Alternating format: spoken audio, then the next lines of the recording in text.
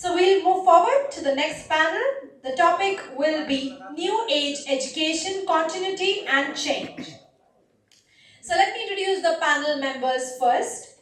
Shri Dinesh Goyal from New Delhi, an eminent Indian publisher, director of Goyal Book Overseas and a dedicated humanist, is a name that resonates across the educational landscape of the country. Under Mr. Dinesh Goyal's able guidance, Goyal Brothers Prakash became more than just a publisher of quality books. It transformed into an institution of trust and excellence beyond India's borders. So with this, can we invite on the dais Shri Dinesh Goyal from New Delhi with a huge round of applause, everyone. The next member I would like to invite Dr. Brajesh Maheshwari from Kota, founder, executive director and HOD Physics of Allen Career Institute. Dr. Brajesh Maheshwari is a prominent educator known for his transformative impact on students. Often hailed as the Dronacharya of the millennial era, he remains a humble man deeply rooted in tradition. He has been honored with several awards, including the Times Power Man West India 2019 Award. He received an honorary doctorate from the International Internship University. He was also honored with the Changemaker Educator Award at the International Innovative Education Summit 2022 in Dubai. With this, can we have Dr. Brajesh Maheshwari on the dais, please, with a huge round of applause, everyone. Moving forward to the next member, Professor Krishna Chandra Sinha from Patna, a prolific author and academic, has written 70 books on mathematics, former principal of Patna Science College. He is currently serving as the Vice Chancellor of Nalanda Open University, also served as Vice Chancellor at multiple universities in Bihar. He is a recipient of many prestigious awards, including the highest state education award, Maulana Abdul Kalam Azad Shiksha Puraskar, Icons of Bihar Award and the Global Excellence Award. With this, can we have Professor Krishna Chandra Sinha on the dais, please, everyone? Please give him a huge round of applause. So this panel will be moderated by Mr. Mohit Sharma, Principal Correspondent, The Week Magazine, Malayala Manorama Group. Can we have the moderator as well on the dais? Everyone please give them a huge round of applause. The topic will be New Age Education, Continuity and Change.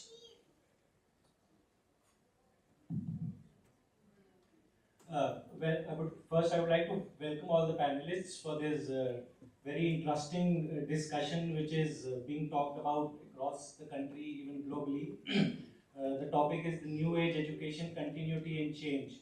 And it is a very important topic because the education is going through a transformational shift from traditional methods to contemporary educational approaches, and it becomes really important to shed light on some of the aspects for the benefit of the students and the teacher fraternity. So, since we are running short of time, I'll straight away, first of all, I would like to ask Professor Sinha, first question, when we talk about education these days, the first thing that comes to mind is artificial intelligence, AI. So, I would like to get your views on the increasing importance of AI in new age learning and education, and how do you balance, because it's a tricky aspect, there are dangers attached to it as well. So, how do you strike a balance between the two?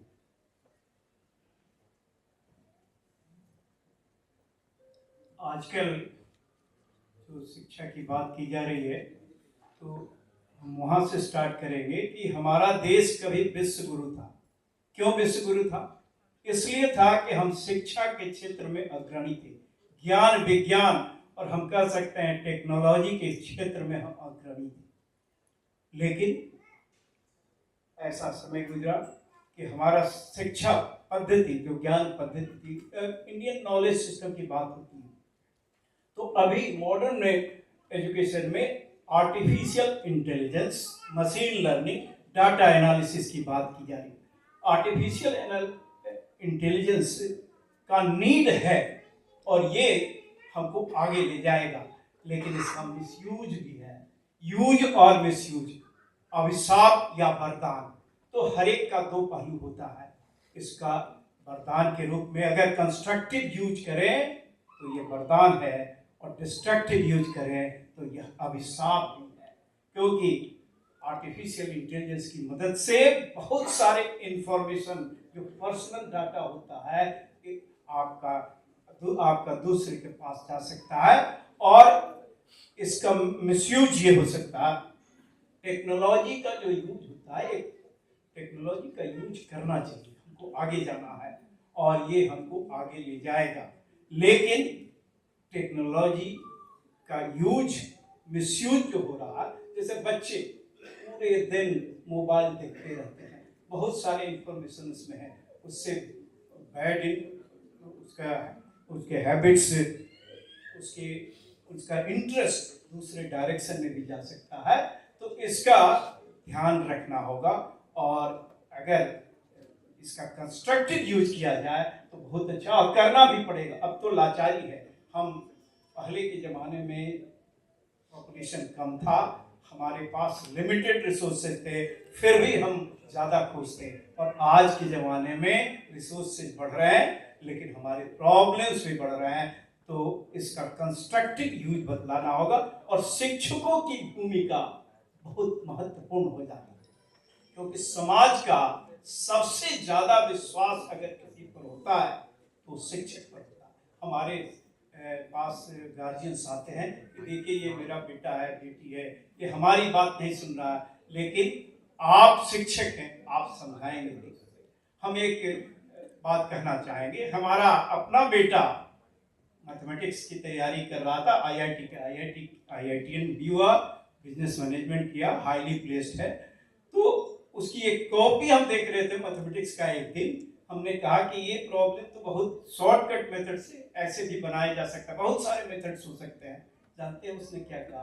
कहा कि नहीं, आपको mathematics नहीं आता है, जो हमारे शिक्षक बतलाया है वही सही है। तो इतना ज़्यादा विश्वास शिक्षकों पर होता है नए जनरेशन का, और भाग्यशाली है कि हमारे देश में 60 से 65% पॉपुलेशन यंगर पॉपुलेशन है, और इसका बेस्ट यूज करना चाहिए। और फिर हम अगर इसकी ऊर्जा को, इसके एनर्जी, इसके पोटेंशियल को अगर सही दिशा में ले जाए, इसकी खूबियों को निखारा जाए, कमियों को सुधारा जाए, तो हम फिर विश्व गुरु बन सकते हैं। तो शिक्षकों की जो जिसको मार्गदर्शक करते हैं, देखिए किसी व्यक्ति को सफल होने के लिए हमारा अपना अनुभव कहता है कि हार्ड वर्कर, शिक्षक को अपने स्टूडेंट्स को हार्ड वर्कर बनाना चाहिए, और दूसरा उसमें आत्मविश्वास जगाना चाहिए। कमजोर से कमजोर स्टूडेंट को भी अगर शिक्षक का एक शाबाशी मिल जाता है तो बहुत अच्छा करने लगता है। तो आत्मविश्वास जगाना चाहिए, पक्का इरादा वाला बनाना चाहिए, और सही मार्गदर्शन मिलना चाहिए। और यही भूमिका शिक्षकों का या इंस्टीट्यूशन का हो जाता है, और विषय की भी भूमिका यहाँ आ जाती है। और आजकल मार्केट में बहुत सारा मटेरियल अवेलेबल है, हम लोगों को, शिक्षकों को आजकल बहुत डिफिकल्टी होती है पढ़ाने में, इसलिए कि जैसे ही वो बोर्ड पर लिखते हैं, बच्चा है मोबाइल में देख करता है कि ये आपने सही लिखा, ये गलत लिखा, उसके पास इतनी ज़्यादा इंफॉर्मेशन है। तो अपने स्टूडेंट्स को कैसे कनेक्टेड रखा जाए, इसमें शिक्षकों को भी ट्रेन करना होगा, और पढ़ने की भी हैबिट होनी चाहिए। बुक पढ़ने का अलग उसका फायदा है, उसका महत्व है, क्योंकि मोबाइल में जो भी अवेलेबल है बहुत सारे इंफॉर्मेशन गलत भी रहते हैं। तो इन बातों का ध्यान रखना चाहिए, और हमें आगे बढ़ना है ग्लोबल लेवल पर जो स्टैंडर्ड है हमारा एजुकेशन का, उससे भी कम्पीट करना है। और निश्चित रूप से ओबामा साहब ने एक बार कहा था कि यूएस से अगर इतना प्रोग्रेस किया है तो इसमें भारतीय लोगों का बहुत बड़ा कंट्रीब्यूशन है। तो पूरा वसुधैव कुटुंबकम की बात हमारे देश में ही होती है। कोरोना काल की बात हो रही थी, कोरोना काल में दूसरा कोई देश दूसरे के लिए नहीं सोचा, लेकिन भारत ही है जो दूसरे देश के लिए भी सोचा, और जो हमारा वैक्सीन बना वो दूसरे देश में दिया गया और बहुत लोगों की जान बचाई गई। Thank you sir. Flowing from that, professor Sinha ने बात करी कि हर बच्चे का हुनर पहचान के आपको कोशिश करनी चाहिए, and it is being called personalised और student centred learning, which is something which is being taken up in a lot of educational institutions. So I would like to ask Mr. Maheshwari that how important is it? Is it something that was not done in the past? Student based, student focused learning. और इसी के साथ जुड़ा हुआ एक सवाल है जो प्रोफेसर सिन्हा ने टच अपॉन किया कि how difficult is it for teachers also? I mean, there is a lot of talk about students. What better can we do about students? But how to train and ready the teachers to get accustomed to the new technologies and everything? Your reactions, Mr. Maheshwari. सबसे नमस्कार। देखिए, बहुत सीधी सी बात है। जो बात sir ने करी कि टेक्नोलॉजी है कि बच्चों का अपना फील्ड ऑफ पैशनेट क्या है, हमारा सबका सफर सबसे पहले पढ़ाई से चालू होता है। और सबसे पहली बात है कि हमें जो पढ़ाई में सबसे पहले सिखाया गया था, किसी ने कहा भी था, बचपन की पोयम, अगर हम उसको अपनी लाइफ में ले आए तो कुछ भी सीख सकते हैं, कुछ भी लर्न कर सकते हैं, क्योंकि ऊपर वाले ने ये जो चीज दी ना, इसकी हर चीज इनफाइनाइट है। आज हम कहते हैं कंप्यूटर, उससे आप कुछ भी चीज कब लोगे? जब गार्बेज इन तो गार्बेज आउट होगा, लेकिन अगर आपको प्रोग्रामिंग आती है तो आप उससे कुछ भी यूज कर सकते हो। लेकिन उसकी भी हर तरह की मेमोरी, हर चीज फाइनाइट है, लेकिन यहाँ इसकी हर चीज इनफाइनाइट है।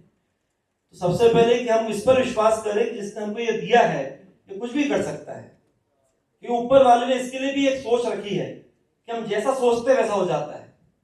अगर आपने सोचा कि ये चीज मेरे लिए पॉसिबल नहीं है, तो आप कितनी भी कोशिश करो, नहीं हो सकती। लेकिन आपको मालूम है इसकी हर चीज इनफाइनाइट है। अरे ये तो क्या, कुछ भी याद कर लेंगे लोग, बड़े बड़े ग्रंथ याद कर लेते हैं, गीता याद हो जाती, महाभारत याद होती, कुरान याद होता है। छोटे मोटे सब्जेक्ट क्या, फिजिक्स, केमिस्ट्री, जियोलॉजी, बॉटनी या इकोनॉमिक्स या अकाउंटेंसी क्या है? कुछ भी नहीं है। हम बचपन में सबसे पहले एक चीज, सबसे पहले हम एक पोयम को याद करते थे, early to bed, early to rise, makes a man healthy, wealthy, wise. इस पोयम पे क्यों नहीं चलते? जल्दी सोना, जल्दी उठना, जल्दी हर काम हो जाना, देर से सोना, देर से उठना, हर काम में देरी हो जाना, और फिर देर हो जाना, बाद में ढेर हो जाना।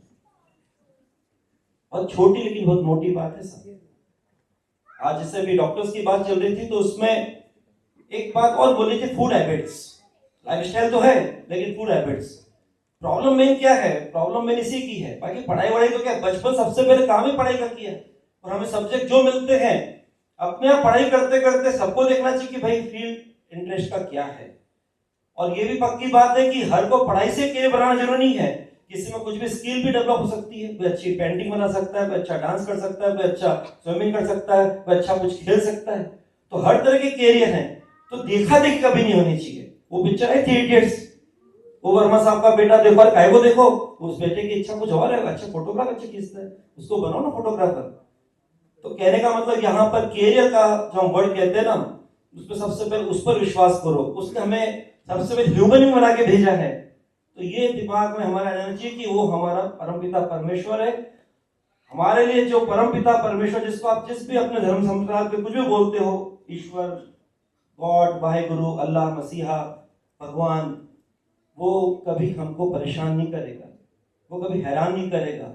उसने हमें मुस्कान देके इंसान बनाया है, तो सबसे पहले हम इंसान तो बन जाए, क्योंकि उस मुस्कान को छोड़ दिया हमने भागम भाग की जिंदगी में। तो मेरा भी सबसे पहले मकसद ये, पढ़ाई वढ़ाई तो बहुत आसान है सर, ये जो चीज आई ना, ये जो चीज है, ये माइंड, टाइम, एनर्जी और मनी, इसकी सेटिंग का तरीका है। लेकिन पढ़ाई का वास्तव का तरीका तो वही आई कांटेक्ट, फिजिकल पढ़ाई। कुछ भी चीज सीखनी हो, अगर सामने वाला सिखाने वाला हो तो उसको देख के सीख लेते हैं। आपको मालूम है एकलव्य ने कैसे सीख लिया था? केवल एक प्रतिमा बनाकर सीख लिया था द्रोणाचार्य की, ठीक है। लेकिन वो फिर भी वहां पर लगा कि गुरु से सीखा है, तो उन्होंने उससे अंगूठा मांग लिया, तो दक्षिणा मांगी। तो उस समय जो भाव होता था सिखाने के प्रति, श्रद्धा है, सिखाने वाला भी बिल्कुल श्रद्धा से, अपने समर्पण के भाव से लगा हुआ है, और रिसीविंग मोड पे सीखने वाला भी बिल्कुल श्रद्धा रखता है। आजकल बच्चों का क्या होता है, हमने अब फीस दिया, हमको बढ़ाओ, वो भाव नहीं है।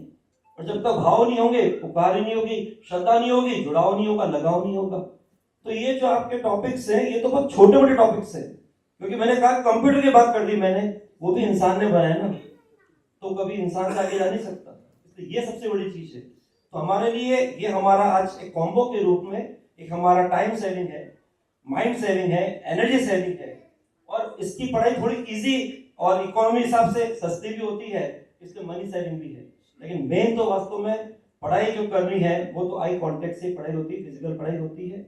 और हमको बच्चों के लिए देखा देखी नहीं करना चाहिए कि हर को डॉक्टर बनना है, हर को आईटीएन बनना है, हर को बनना है। क्या मालूम अगर हर ही बन जाएगा तो ये दुनिया बैलेंस कैसे रहेगा। ऊपर वाला हम में से हर को इस दुनिया में जब भेजता है ना, तो छुपा प्रोफाइल साथ भेजता है, किसको क्या बनना है उसने पहले तय कर रखा है। इसका बेस्ट एग्जांपल है डॉक्टर एपीजे अब्दुल कलाम। अरे क्या बनना चाहते, क्या बनना चाहते बताओ, पायलट। और बन जाते, उनकी इच्छा भूल जाती, हो सकता जिंदा भी होते, लेकिन ऊपर ही ऊपर घूम रहे होते, उस पूरे विश्व को इतनी बड़ी विभूति मिल नहीं पाती, हम सब वंचित रह जाते। उसने कुछ और सोचा था। तो क्या कहता है, तू करता है जो तू चाहता है, होता वो जो मैं चाहता हूँ, आज से तू वो कर जो मैं चाहता हूँ, फिर होगा वो जो तू चाहता है। उसने डिसाइड पहले कर रखा है। तो आप ये सोचिए, उसने डिसाइड किया था कि इनको तो कुछ और बनाना है। पढ़ाई में बहुत अव्वल थे। आपको मालूम है उनके, अगर हम आज विंग्स ऑफ फायर जो बच्चों के लिए उन्होंने किताब लिखी है, कि बहुत आसान है कुछ भी करना, पढ़ना। पढ़ाई से शुरू हुई, पढ़ाई इतनी गजब की, इतने मेधावी की स्कॉलरशिप से पढ़ाई चालू हुई। सिंपल नाविक के बच्चे थे, लगातार हमेशा फर्स्ट आते थे। सोचा 6 क्लास के अंदर एक टीचर के साथ समुद्र किनारे घूम रहे थे, ऊपर देखा उड़ता हुआ हवाई जहाज, वही सपना कर लिया मैं तो पायलट बनूंगा, सोच लिया पायलट बनूंगा। एग्जाम देने का नंबर आया, जो हमेशा हर क्लास में हमेशा फर्स्ट अव्वल रहते थे, सिंपल सा एग्जाम एनडीए दिया, फेल हो गए। उसी के 2.5 महीने के बाद आईआईटी का एग्जाम दिया, गजब का स्कोर। एनडीए का एग्जाम का लेवल अगर ये है तो आईआईटी लेवल ये है, ये तो आप जानते हो। लोग कहते हैं स्काई द लिमिट, आईआईटी कैसे बोलते हैं। आज हमारे वर्ल्ड लेवल में इंस्टीट्यूट के हिसाब से भी अगर 200 इंस्टीट्यूट के हिसाब से बात करें वर्ल्ड लेवल की हिस्ट्रीज में, तो उसमें आईआईटी भी 152 नंबर पे आती है, वो भी आपकी आईआईटी मुंबई पवई आती है। लेकिन उस समय उनका जो ड्रीम था वो था एनडीए के हिसाब से पायलट बनना, उसमें तो फेल हो गए। आईआईटी एग्जाम दिया, आराम से स्कोर का अच्छा क्रैक किया, पास हुए। उसमें आईआईटी मद्रास बोलते वहां चले गए, वहां जाके सिस्टम सेमेस्टर था, वापस से फिर वो पढ़ाई के हिसाब से फिर मालूम पड़ा हर सेमेस्टर को टॉप कर रहे। टॉप करते करते कॉलेज को टॉप किया, गोल्ड मेडलिस्ट बने, साइंटिस्ट बने, मिसाइल मैन बने, और देश के संत राष्ट्रपति बने, और उससे ऊपर भी सबसे बेहतर इंसान बन के गए, मिसाल देके गए कि इंसान क्या होता। ये चीज है ऊपर वाले डिसाइड कर रखा है। अगर हम सबको सोचेंगे देखा देखे बनाएंगे तो गलत होगा। हाँ, आज पढ़ाई के हिसाब से अगर बोला कि बेटा तेरे सपना देख, हम तेरे साथ हैं, तो पिता को अपने बेटे पर जो उसने सपना देखा है और उसके लिए सपोर्ट कर रहे हैं, तो उस पर शक नहीं करना चाहिए। हम पेरेंट्स से बोलते हैं, आज पेरेंट्स का ब्रेन बहुत जरूरी है, देखा देखी चक्कर में करते हैं। हम पेरेंट्स से कहते हैं कि आपका वार्ड वो बने जो वो चाहता है, चाह तो उसकी पक्की है, और फिर वार्ड से कहते हैं कि पेरेंट्स तुम्हारे लिए पूरा सपोर्ट कर रहे हैं, अब तुम मन जाओ तेंदुलकर, कोई कसर मत छोड़ना, अपना बेस्ट करना, और बाकी रेस्ट उस पर छोड़ देना, क्योंकि उसने डिसाइड किया है सरमाने पे बनोगे वो जो वो चाहता है। कहीं ना कहीं आपने एजुकेशन को विल पावर और स्पिरिचुअलिज्म से लिंक किया, इस पे मैं वापस आऊँगा थोड़ी देर में। उससे पहले मैं गोयल साहब से पूछना चाहूँगा, you know we are living in times of digital education. आप कई दशकों से एजुकेशन सेक्टर में हैं और डिजिटल एजुकेशन बूम कर रही है, तो आप स्कूल करिकुलम से भी इतने दशकों से जुड़े हुए हैं कि स्कूल क्या स्कूल करिकुलम कैसे डिसाइड हो, क्या उसमें क्या जाए, तो ये आपका क्या अनुभव है कि ये डिजिटल एजुकेशन से क्या बदलाव आया है और पब्लिशिंग इंडस्ट्री कैसे उसको उससे एडजस्ट कर रही है? How are you balancing the two, traditional education and new age, especially digital? Thank you Dinesh Anand ji और बिग मैगजीन। आज इस प्लेटफॉर्म पर मैं एक मौका मिला अपनी बात कहने का। आपसे पहले जिसने संपर्क किया, सबने बात कही जो मुझे काफ़ी टच कर गई, उससे पहले भी डॉक्टर साहब ने कई बातें ऐसी कही जो रियली मन को अंदर तक टच कर गई। पर मैं दोनों विषय पर बोलना चाहूँगा, although I am not from the medical line and even I am not academician also. आप दोनों प्रोफेसर वो हैं, मैं तो एक छोटा सा पब्लिशर हूँ। Fortunately because my father started business when I born. मैं सबसे पहले शुक्रिया करता हूँ अपना पिता परमेश्वर का, जैसा आपने कहा कि उसने स्वस्थ ही लेके भेजा। फिर अपने माता पिता का जिन्होंने मुझे संस्कार दिए, अपने भाई बहनों का जिनकी साथ में मैं देख लेके बड़ा हुआ, और आज मैं जो कुछ हूँ उसमें सबसे बड़ा रोल मेरे माता पिता भाई बहनों का है। Education start from home. Education सबसे पहले स्टार्ट होती है पेरेंट्स साइड से। जब बच्चा बहुत छोटा होता है, जो अपने माँ बाप को करता हुआ देखता है, वो जीवन भर उसके बॉडी में सिमेंटेड रहती है, वो जीवन भर उसके साथ रहेगी। 2 साल 4, हमारे टाइम पर 6 साल से लेकर 12 साल की अवस्था में होती थी, आज के ज़माने में वो 3 साल से 6 साल की अवस्था में जाती है। आज जो कुछ भी है उसमें 60 से 70% प्रभाव स्कूल का नहीं है, बच्चे के पेरेंट्स का है। वो अपने पेरेंट्स की जो करता हुआ देखता है वो सत्य मानता है, वो वही करता है जो पेरेंट्स करते हैं, वो नहीं जो पेरेंट्स कहते हैं। जो उनको करता हुआ देखता है वो उसकी बॉडी में सिमेंटेड हो जाते हैं। सेकंड, उसको स्कूल से मिलती है शिक्षा, टीचर से मिलती है, फिर उसको अपने दोस्तों से मिलती है जिनके साथ वो अपना अधिकांश समय व्यतीत करता है। जैसे आपने AI का या न्यू एजुकेशन पॉलिसी का है, बहुत बड़ा अंतर नहीं है नई एजुकेशन पॉलिसी पुरानी एजुकेशन पॉलिसी में। उसके रूप चेंज कर दिए गए हैं। पहले नॉलेज में विश्वास करते थे, उसके बाद वो डिलीवरी में आया। अपनी एजुकेशन पॉलिसी कहती है आउटकम्स, उसका रिजल्ट्स क्या आया जो हम कर रहे हैं। अभी मैं समझता हूँ सबसे पहले सबसे बड़ी एजुकेशन है इंसान अपने प्रति ईमानदार हो। अगर मैं अपने प्रति ईमानदार नहीं, किसी के प्रति ईमानदार नहीं हो सकता हूँ। मुझे अपने पर विश्वास हो, अपनी ईमानदारी पर विश्वास हो, अपने काम पर विश्वास हो। अधिकांश लोग दूसरे में कमी ढूंढने लग जाते हैं। सबसे पहले अपनी क्षमता पर, आपके पास 24 घंटे हैं, उस 24 घंटे के अंदर आपने 8 घंटे में क्या काम किया है वो सबसे पहले डिपेंड करता है। आप दूसरे में एक्सक्यूज मत ढूंढिए, उसने इसलिए कहा, मैं इसलिए ऐसा किया, नहीं। आपके पास सब चीज़ें हैं। जैसे अभी कहा आपने, ये कैलकुलेटर, ये मॉनिटर, ये लैपटॉप, ये आईपैड जो हैं, बच्चे आजकल इसमें बहुत व्यतीत है। इसमें बच्चे की गलती नहीं है, गलती माँ की है। वो अपने कंफर्ट जोन के हिसाब से बच्चे को खाना खिलाती है, ना कि उसकी भूख के हिसाब से खाना खिलाती है। अगर उसको भूख लगे खाना खिलाओगे तो वही खाना खाएगा जो आप खाना चाहते हो, और बिना मोबाइल के खाना खाएगा। हमने बच्चे के ऊपर दोष देते हैं। If I am good, that cake goes to my parents. If I am good, cake goes to my parents. If my children will be good, that cake goes to me. मेरा बच्चा वो कर रहा है जो मैंने उसको शिक्षा दी है। तो आप हमेशा कोशिश ये करिए बच्चे को, जैसे आपने शुरू में डॉक्टर साहब ने कहा था कि अपने लोगों को समय दीजिए। समय बहुत इंपॉर्टेंट है एजुकेशन के अंदर। Spend time with the children is very important. वो बच्चे को मत सोचिए डॉक्टर बनाना है, इंजीनियर बनाना है, साइंटिस्ट बनाना है। There is no end. उसके लिए बहुत लंबी उम्र पड़ी है। आफ्टर 15 के बाद, 15 साल की उम्र के बाद सोचेंगे। छोटी उम्र में बच्चे के साथ टाइम स्पेंड कीजिए, अच्छे अच्छे उदाहरण दीजिए। जो अपनी डिक्शनरी के अंदर कोशिश करिए जितने नेगेटिव वर्ड हटा दीजिए। कोई रॉन्ग एग्जाम्पल मत दीजिए सोसाइटी के अंदर। हमारे पास बहुत थोड़ा समय होता है, उस समय के अंदर हम कोशिश करें जितना भी एग्जाम्पल दें, अच्छे एग्जाम्पल दें। कहीं कभी कोई ऐसी अवस्था आती है, हमें कुछ देना अलग बात है, but try to avoid to give the negative examples. Negative words हटाइए डिक्शनरी में से। दुनिया में ऐसे है ही नहीं वर्ड्स। और मैं यही कहूँगा, जो AI है, ये लेटेस्ट टेक्नोलॉजी है, उसका हमें यूटिलाइज करना चाहिए। आज जो आदमी अपने आप को अपडेट नहीं करता, अपग्रेड नहीं करता, वो इस कॉम्पिटिटिव वर्ल्ड में अपने आप को आगे नहीं बढ़ा पाएगा। इसमें कोई दो राय नहीं है। उसके अंदर हमारी सरकार ने बहुत अच्छी चीज़ें आज ला रहे हैं, और स्कूलों के अंदर बहुत अच्छी एजुकेशन है। पर अभी हमारे जो सब डॉक्टर्स थे वो सब रूरल एरिया से थे। मैं फॉर्चुनेटली अर्बन एरिया से हूँ, तो मैं कहीं वो आपके दर्द को नहीं समझ पाऊंगा जब तक मैं उस जगह नहीं पहुँचूंगा। आपके शूज़ पहन के देखूंगा तो शायद मैं वहाँ पे पहुँच पाऊंगा। But I am from the Delhi. मैं बिहार बहुत घुमा हूँ। राधा मेरी कर्म भूमि रही है।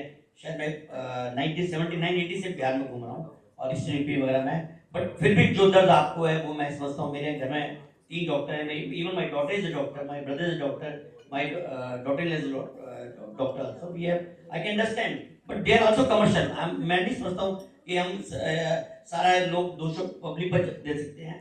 हम पब्लिशर भी हैं, हमारे प्राइस भी हाई होती है, उसके रीजंस हैं।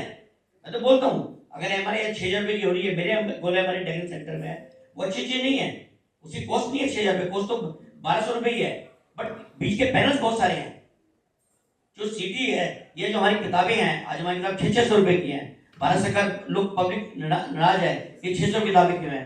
किताब की कॉस्ट तो मुझे 150 रुपये भी नहीं है, किताब लाने का खर्चा नहीं है, उसके बेचने का खर्चा बहुत ज्यादा है। आज चैनल इतने ज्यादा बीच में जुड़ गए हैं, मैं तो भारत सरकार से रिक्वेस्ट करूंगा रेगुलेटरी बोर्ड बनाए, हेल्थ पर भी एजुकेशन पर भी। समाज के दो सबसे बड़े स्तंभ है हेल्थ एंड एजुकेशन, दोनों के ऊपर रेगुलेटरी बोर्ड होना चाहिए, उनके ऊपर प्रॉपरली। मैंने एक बार एजुकेशन मिनिस्टर साहब से कहा था, रिस्पेक्टेड अपने प्रकाश जावड़ेकर साहब से, कि सर प्लीज रेगुलेटरी बोर्ड बनाइए हमारे ऊपर और हमारी प्राइस को और हमारे कंटेंट को कंट्रोल कीजिए, क्योंकि मुझे मालूम है जो किताबें आम बच्चा नहीं पढ़ सकता। मैं समझता हूँ जिसके 3 बच्चे हैं वो 5,000 रुपए सेट खरीदकर कैसे खरीदता है, या जिसके बच्चे को डॉक्टर रेफर कर देता है, रेडियोलॉजिस्ट एमआरआई कराइए, उसके एमआरआई की जरूरत भी नहीं होती, वो बेचारा कैसे करता है, वो मशीन के तो उसका पेशेंट डेटा हुआ है, बात पैसे की नहीं है, वो 40% कैसे व्यतीत करता है उससे पूछिए। तो हमारे यहाँ बहुत चीजें कमर्शलाइज हो गई हैं बहुत ज्यादा, उसको भी रोकने की जरूरत है। एजुकेशन का मतलब खाली हमें किताबें नहीं है, हमें अच्छा इंसान बनना है। 2 पैसे स्कूल से हम ऐसे इंसान बने, हम समाज के लिए, अपने परिवार के लिए, समाज के लिए, प्रदेश के लिए, देश के लिए, और जैसे आपने कहा विश्व के लिए एक एग्जाम्पल बने, और उसके साथ साथ हम 2 पैसे कमाने योग्य बने, जिससे अपने परिवार को चला सकें।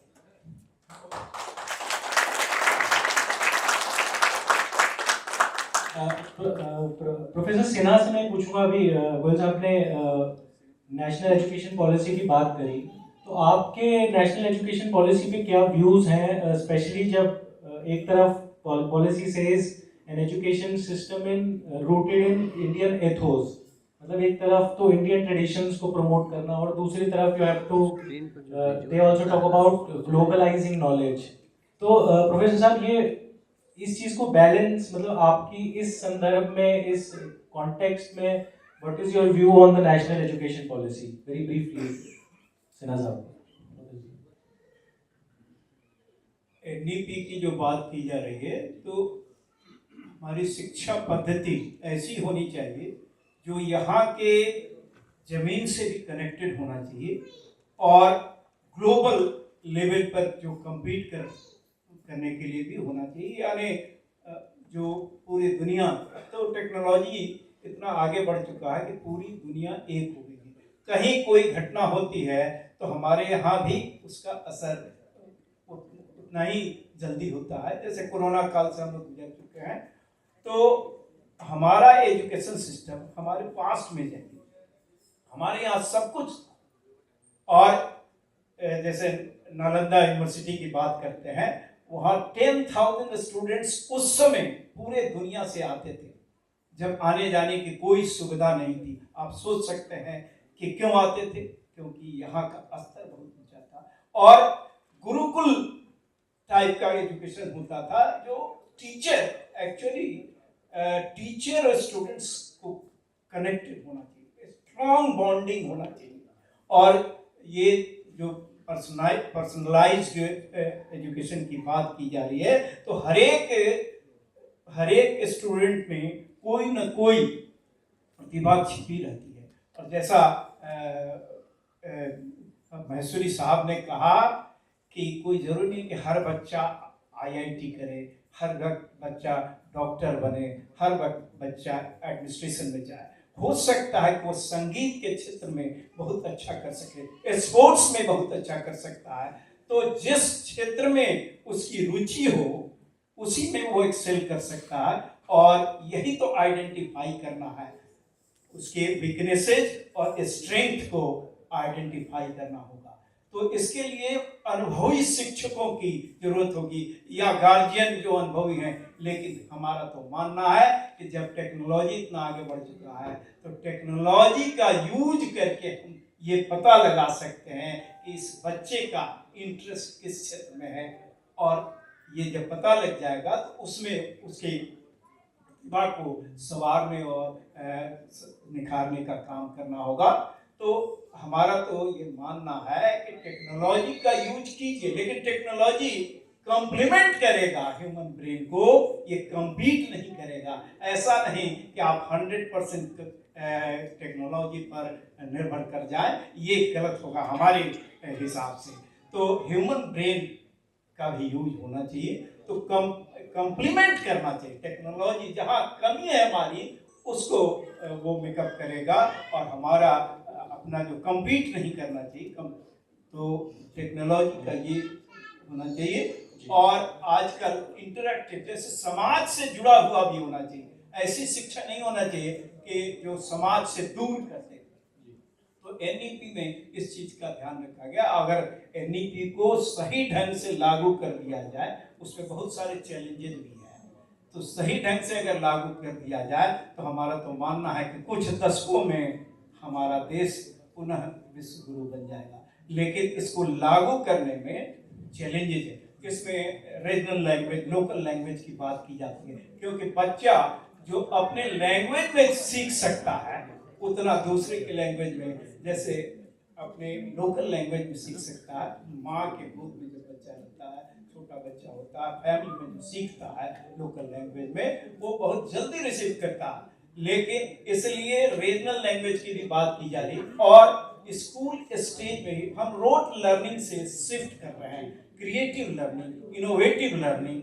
और ज्ञान को आगे बढ़ाना है तो नेचुरली किसी भी एजुकेशन इंस्टीट्यूशन का ये 3 काम होता है। एक तो क्वालिटी टीचिंग, दूसरा रिसर्च एंड इनोवेशन, और एक्सटेंशन। ये तीनों पर ध्यान देना होगा, और बच्चे को क्रिटिकल लर्निंग बच्चे में एक विकसित करना होगा, उसका आत्मविश्वास बढ़ाना होगा, और उसमें जो प्रतिभा है ऐसा शिक्षा देना होगा कि वो विकसित हो। तो एनईपी में जो बात किया है, नंबर ऑफ इयर्स देखिएगा तो वही है जो पहले था। हमारे समय में 11th में बोर्ड हुआ करता था, उसके बाद 1 साल का प्री यूनिवर्सिटी होता था, तो 12th हो गया, और 3 साल का वो ग्रेजुएशन होता था, डिग्री 1, डिग्री 2 और डिग्री 3 1 साल, और 2 साल का पीजी।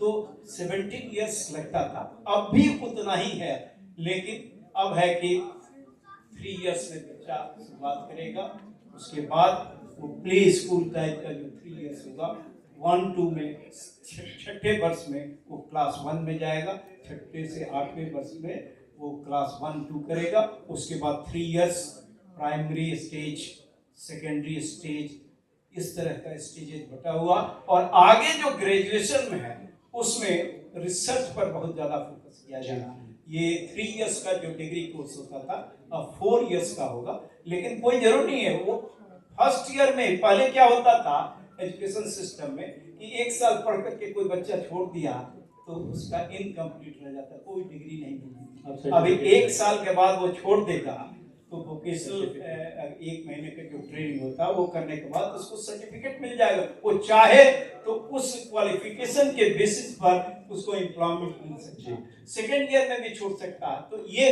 फ्लेक्सिबल हो गया है, ये बहुत अच्छी बात है। और जिसको रिसर्च में जाना है तो 4th ईयर वाला जो है वो रिसर्च के लिए है। और रिसर्च अगर 4 ईयर का डिग्री कोर्स किया तो 1 ही साल पीजी करना होगा, क्योंकि वो रिसर्च वाला 1 साल ग्रेजुएशन लेवल में ही कर चुका। तो ये बहुत अच्छी बात है, और इसमें ये ध्यान रखा गया है कि हमारे जमीन से कनेक्टेड एजुकेशन दी जाए। मैकॉले का जो एजुकेशन सिस्टम था वो तो क्लर्क पैदा करता था। हमारा जो ये एनईपी अगर ठीक से लागू किया गया तो निश्चित रूप से बहुत ही अच्छा होगा, और यह देश एक विकसित राष्ट्र बनेगा।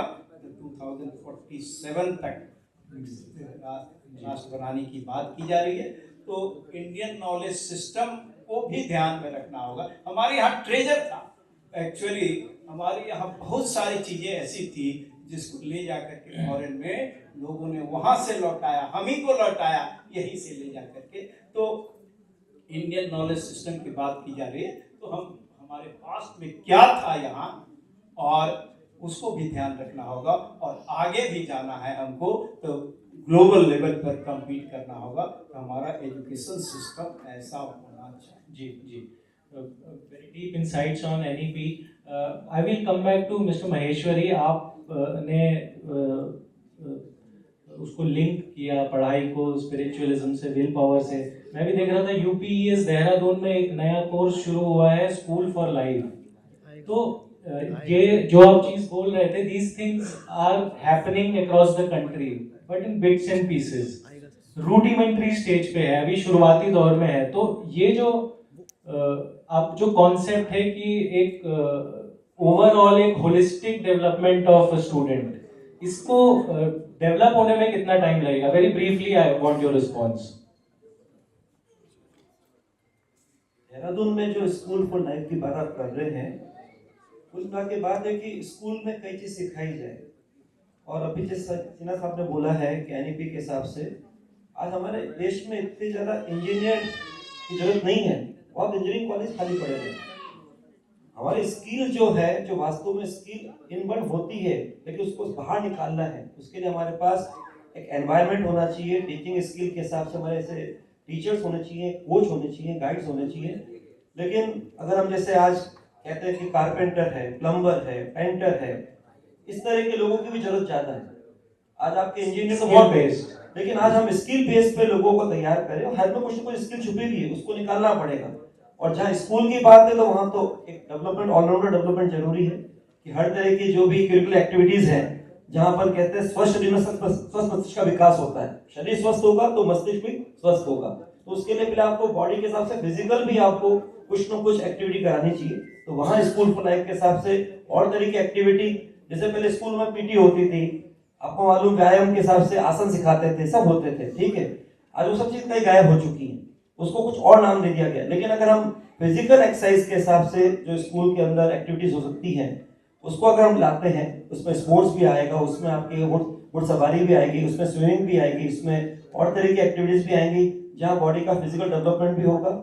और जहाँ तक और पढ़ाई की बात है, उन सब्जेक्ट को हटाया जो कुछ काम का नहीं।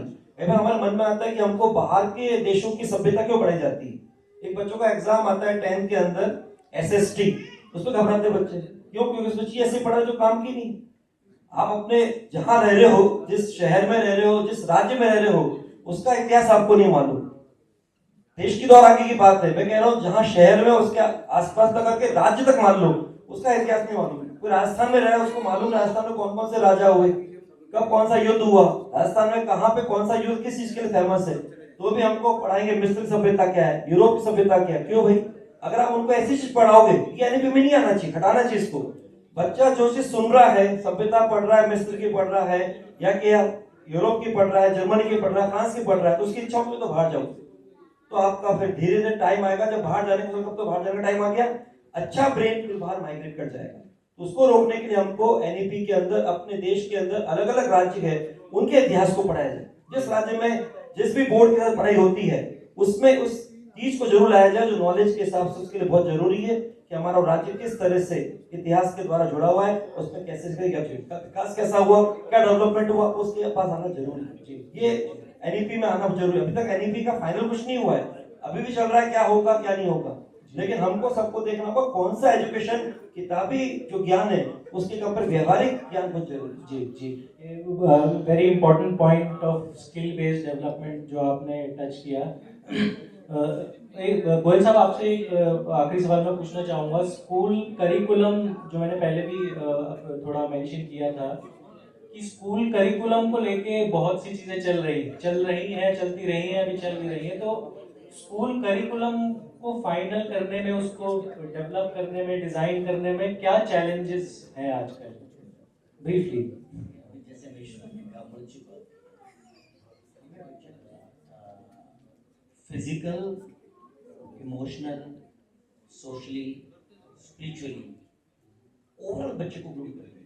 ओवरऑल आज बच्चा जब ऐसी सर्कमस्टांसेस आती है, बच्चा फेस नहीं कर पाता, क्योंकि न्यूक्लियर फैमिली का बच्चा, अकेला पेरेंट्स का बच्चा है, तो उसको हर चीज़ ग्रांटेड मिली हुई है, जो उसने कह दिया उसके माँ बाप पेरेंट्स ने बात पूरी कर दी। तो उसको सोशल भी होना है, तो बच्चे सोशल कम है। अनफॉर्चुनेटली वो उसको एजुकेशन का हिस्सा नहीं मानते हैं। बच्चा मेंटली भी एक एजुकेशन का हिस्सा है, स्पिरिचुअलिटी भी एजुकेशन का हिस्सा है। हम हर चीज़ को किताब से जोड़ लेते हैं, मार्क्स से जोड़ लेते हैं। अनफॉर्चुनेटली अब तो चलो मार्क्स ऑन डेट पढ़ाई नहीं हो रही है। There was a time it was examination marks on date पढ़ाई होती थी, जितने जिसके मार्क्स ज़्यादा होते थे उसको कहते थे ये इंटेलिजेंट बच्चा है। चलो पिछले कुछ सालों से एजुकेशन पैटर्न में चेंजेस आई है, मार्क्स बहुत इंपॉर्टेंस नहीं दे रहे हैं, बट बच्चे को ओवरऑल ग्रो करना है हमने, और स्कूल लेवल पर बच्चे के सामने सारे चैलेंजेस होने चाहिए। जब बच्चा छोटी एज में ही इतना परिपक्व हो जाएगा कि वो हर सर्कमस्टांसिस में क्रिटिकल थिंकिंग वगैरह हैं, जो WHO की गाइडलाइंस हैं, क्वालिटी लाइफ जीना बहुत दूरी है, और विल पावर, इच्छा शक्ति, बच्चों को साधन नहीं चाहिए, किसी व्यक्ति को कुछ अच्छा करने के लिए साधन नहीं चाहिए, पहले अंदर की इच्छा शक्ति तो ये स्टार्ट स्कूल लेवल से होती है। बाकी जो किताबी बातें हैं, जो न्यू एजुकेशन पॉलिसीज हैं, NEP पर सीना साहब ने बहुत हाईलाइट कर दिया है। मैं समझता हूँ सबसे ज़्यादा इम्पोर्टेंट है बच्चे के अंदर छोटी उम्र में ही उसको फिजिकली इतना स्ट्रॉन्ग बनाएं कि वो किसी भी परिस्थिति में, जो आपने कहा अभी छोटी उम्र में PTI मीटिंग होती थी, आजकल नहीं बची वो, ये बच्चे PTI करते थे, NCG कैंपस होते थे, बच्चे को physically, emotionally, socially, spiritually, academic मैं उसको 5वां हिस्सा मानता हूँ। सबसे पहले उसको फिजिकल स्ट्रॉन्ग बनाएं, उसको ओपन प्लेग्राउंड में लेके जाएं, उसको हर माहौल में ढलने की प्रवृत्ति हो, उसके साथ सोशलिज्म हो। अगर खाना है स्कूल के अंदर, बांट के खाना सीखे, बच्चे के अंदर ये सब चीज़ें आएंगी तो बहुत जीवन पड़ा है पढ़ने की, बहुत बड़ा लाइफ। और जो आपने शुरू में कहा था फैकल्टी की प्रॉब्लम तो आती है, वो हमेशा रहेंगी, चाहे जूनियर चाहे सीनियर है, तो चलती रहेगी चीज़ें, पर बच्चे को मैं समझता हूँ शुरू में ये 5 चीज़ें अगर स्ट्रॉन्ग है तो ये बाकी चीज़ें बच्चा फेस कर लेगा। Thank you. Thank you so much, all the panelists. I think there are many enlightening reflections that we could get from the discussions, and I think to sum up, the one common thread which I found and which I've been seeing in the development of education system in India especially is the overall evolution of a student, not just not just preparing students to read from books and imbibe. Overall evolution, in fact, I would say, not development, to do better in life, not just in studies. And I think that was a common thread that ran across all the 3 panelists, and we touched upon all the relevant aspects. Thank you so much for the discussion, and I close here.